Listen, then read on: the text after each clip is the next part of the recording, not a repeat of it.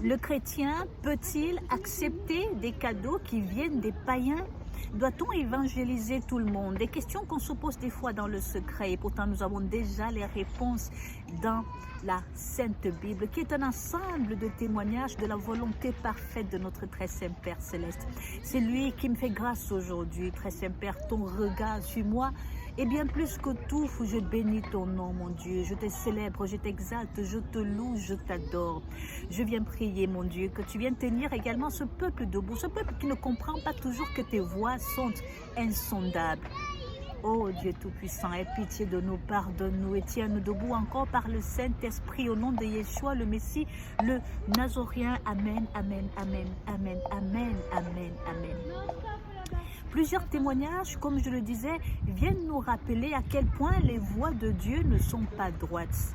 Elles sont toujours faites de courbes, mais à condition que nous ayons la sagesse de comprendre, comme dans le livre de Daniel. Vous connaissez l'histoire du roi Nebuchadnezzar, ce roi qui est venu prendre en otage le peuple du royaume de Juda à cause de leur désobéissance. Alors, dans son butin, il y avait quelques fils de Dieu, parmi lesquels Daniel, devenu Beltshazar, Abednego, Shadrach et Meshach. Ils se retrouvent à servir un roi aux dieux étrangers, Nebuchadnezzar, dans son royaume. C'est ainsi que Dieu, dans sa puissance, il vient mettre en Nebuchadnezzar, ce roi idolâtre, un songe qui va venir enlever sa paix, au point où quand il se réveille, il appelle tous les devins, les magiciens, les astrologues. Venez m'expliquer ce songe, à défaut je vous ferai brûler vous tous. Daniel entend la nouvelle, il dit non, demandez au roi de patienter encore quelques instants. C'est ainsi qu'il va dans le secret avec les autres, dont Abednego, Meshach et Shadrach. Ils vont prier l'Éternel qui va venir, n'est-ce pas, leur donner la révélation de ce songe. Lorsque Daniel va devant son roi idolâtre, Nebuchadnezzar, et qu'il vient lui expliquer, il vient lui révéler déjà, n'est-ce pas, le songe qu'il a fait. Ensuite, il lui explique que c'est la malédiction de l'Éternel qui tombera sur lui. Oh là là, qu'est-ce que Nebuchadnezzar était ébahi. Il reconnaît que le Dieu de Daniel est le Dieu des dieux, au point où il viendra bénir Daniel. Il fera de Daniel le gouverneur de Babylone. Et les trois autres deviendront des intendants. Ils auront, n'est-ce pas, des postes de responsabilité, mais tellement importants au milieu de ces païens à Babylone. Vous voyez que Dieu est passé par un songe. Il est venu mettre en Nebuchadnezzar un roi aux dieux étrangers. Un songe. Et par ce songe, il utilise son serviteur Daniel pour par la suite bénir Daniel. Combien de personnes aujourd'hui diraient non, je n'accepte pas? Combien de Daniel parmi nous ont dit non, je n'accepte pas ce cadeau qui vient de ce roi parce que c'est un païen? Connais-tu toutes les voies de Dieu? Ce fut le cas également pour Salomon. Salomon, Dieu lui a donné le don de sagesse. Et il est venu partager ce don. Il est venu, n'est-ce pas, partager ce don, j'ai envie de dire, au milieu des peuples, même des peuples païens qui venaient le visiter. Nous connaissons l'histoire de la reine de Saba. Elle n'était pas en Dieu. Elle était tournée vers des dieux étrangers. Mais c'est elle qui est venue bénir Salomon. Ce d'Aran, beaucoup de rois de la terre qui ne connaissaient pas l'Éternel, qui servaient des dieux étrangers, sont venus bénir Salomon. Mais Salomon a accepté leur richesse, il a accepté leur présent.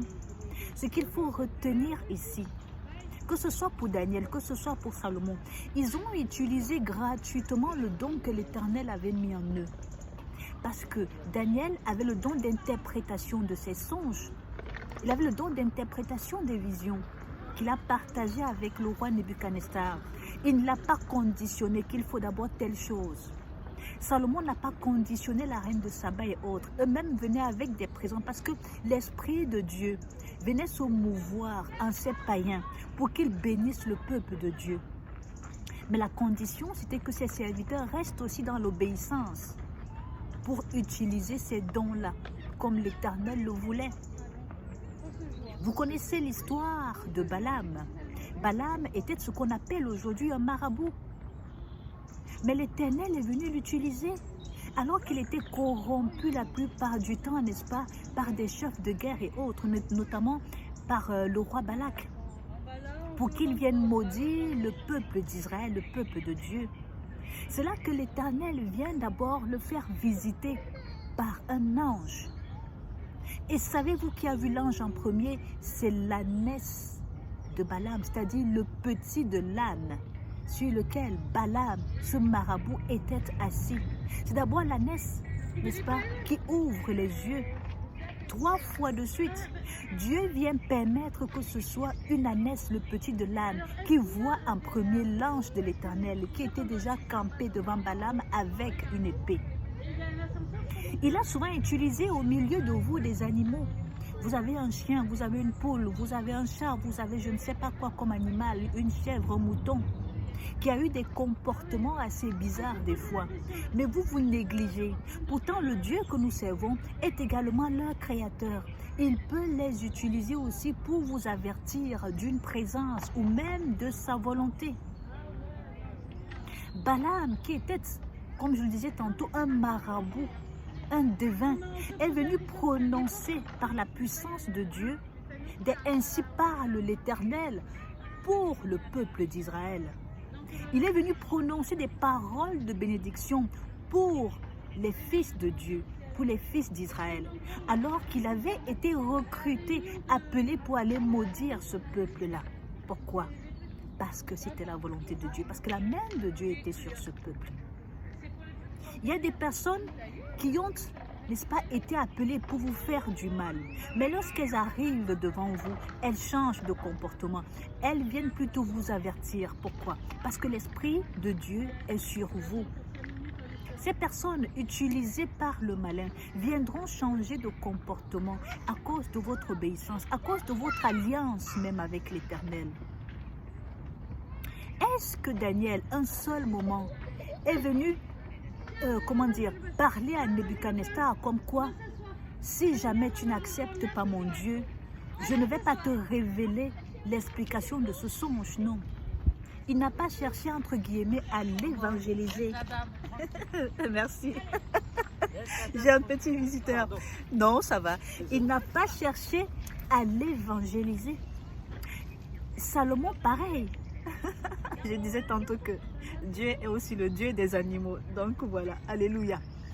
Salomon, pareil.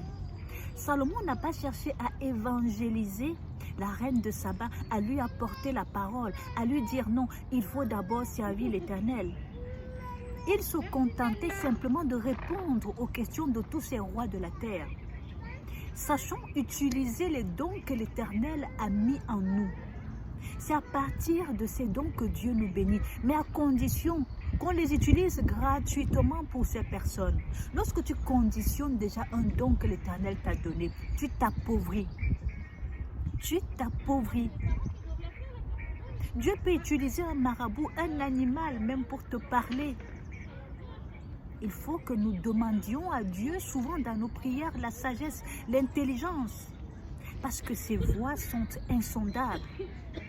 Combien de fois, toi qui es serviteur de l'Éternel, toi qui es même fidèle à l'Église, l'Éternel a voulu te bénir par un païen. Mais tu as refusé, te disant non, je suis en Christ, je ne peux pas accepter. Il ne te bénira pas forcément par un autre chrétien. Il ne te bénira pas forcément par un homme de Dieu. L'homme de Dieu peut prononcer des paroles de bénédiction sur ta vie, mais que Dieu viendra utiliser un païen ou une autre personne, mais que toi tu juges pour te bénir. Résultat des courses, tu es toujours comme tu étais avant. Tu penses que tu n'as pas de provision. Et pourtant, Dieu a répondu. Alléluia. Pourquoi l'apôtre Jacques vient nous rappeler de ne pas créer de difficultés aux païens qui veulent se convertir? Parce que le Dieu que nous servons, comme la Bible nous le rappelle, est le Dieu des chrétiens, mais aussi le Dieu des païens. Il est le Dieu des croyants, mais aussi le Dieu des païens. Jésus-Christ aussi aura dit de ne pas jeter les choses saintes aux chiens. Les chiens ici, ce sont les païens. Ça veut dire qu'on ne doit pas jeter notre parole, n'est-ce pas, aux païens. Ce fut le cas pour Daniel et pour Salomon. Ils n'ont pas jeté la parole ou la présence de Dieu à ces païens. Ils se sont contentés simplement d'utiliser le don que l'Éternel avait mis en eux. Et Dieu s'est chargé du reste. Alléluia. Soyez pleinement bénis. J'espère que cette parole vous a bénis et que nous saurons désormais marcher avec un peu plus de sagesse. Allez, shalom, shalom.